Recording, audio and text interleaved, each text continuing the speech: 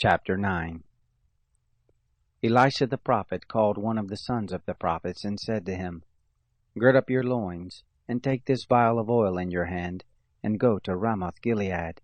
When you come there, look for Jehu the son of Jehoshaphat, the son of Nimshi, and go in, and make him rise up from among his brothers, and carry him to an inner room. Then take the vial of oil, and pour it on his head, and say, Thus says the Lord, I have anointed you king over Israel. Then open the door and flee, and don't wait. So the young man, even the young man the prophet, went to Ramoth-Gilead. When he came, the captains of the host were sitting, and he said, I have an errand to you, captain.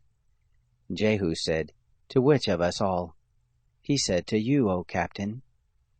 He arose, and went into the house, and he poured the oil on his head, and said to him, Thus says the Lord, the God of Israel, I have anointed you king over the people of the Lord, even over Israel.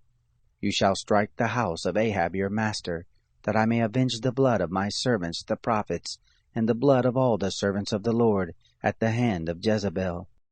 For the whole house of Ahab shall perish, and I will cut off from Ahab every man-child, and him who is shut up, and him who is left at large in Israel.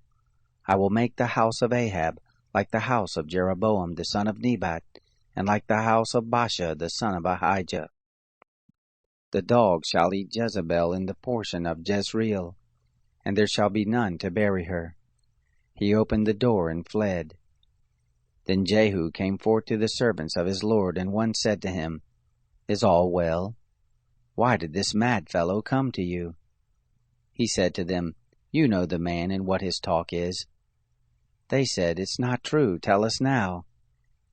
He said, Thus and thus he spoke to me, saying, Thus says the Lord, I have anointed you king over Israel. Then they hurried, and took every man his garment, and put it under him on the top of the stairs, and blew the trumpet, saying, Jehu is king.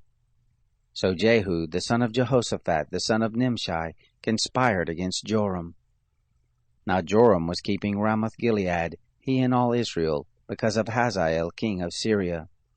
But King Joram had returned to be healed in Jezreel of the wounds which the Syrians had given him when he fought with Hazael king of Syria.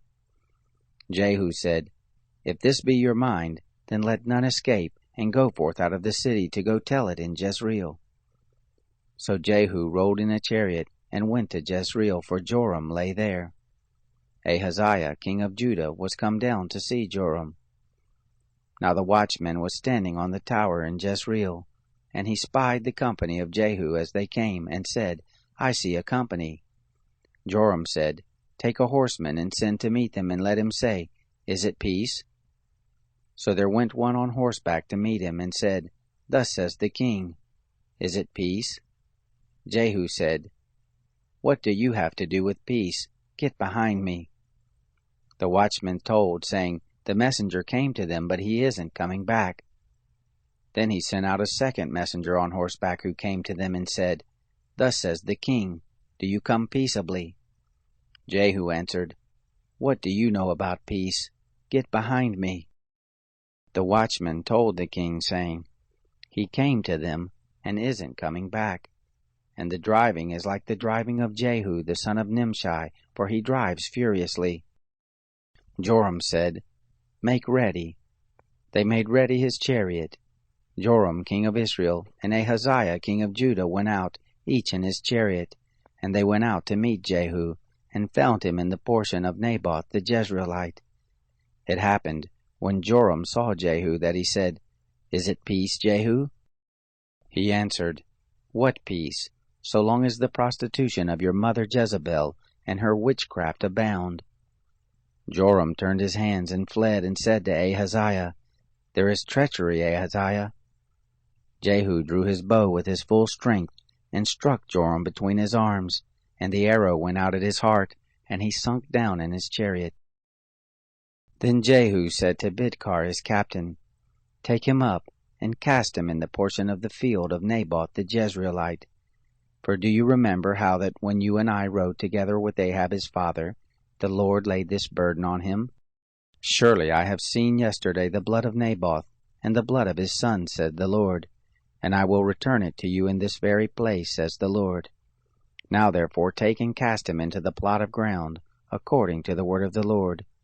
But when Ahaziah the king of Judah saw this, he fled by the way of the garden house. Jehu followed after him and said, Smite him also in the chariot. And they struck him at the ascent of Gur, which is by Ibleam. He fled to Megiddo and died there. His servants carried him in a chariot to Jerusalem, and buried him in his tomb with his fathers in the city of David. In the 11th year of Joram, the son of Ahab, began Ahaziah to reign over Judah. When Jehu was come to Jezreel, Jezebel heard of it, and she painted her eyes, and attired her head, and looked out at the window. As Jehu entered in at the gate, she said, Is it peace, you Zimri, your master's murderer? He lifted up his face to the window and said, Who is on my side? Who? They looked out at him 2 or 3 eunuchs. He said, Throw her down. So they threw her down, and some of her blood was sprinkled on the wall, and on the horses, and he trod her under foot. When he had come in, he ate and drank, and he said, See now to this cursed woman, and bury her, for she is a king's daughter. They went to bury her, but they found no more of her than the skull, and the feet, and the palms of her hands. Therefore they came back and told him.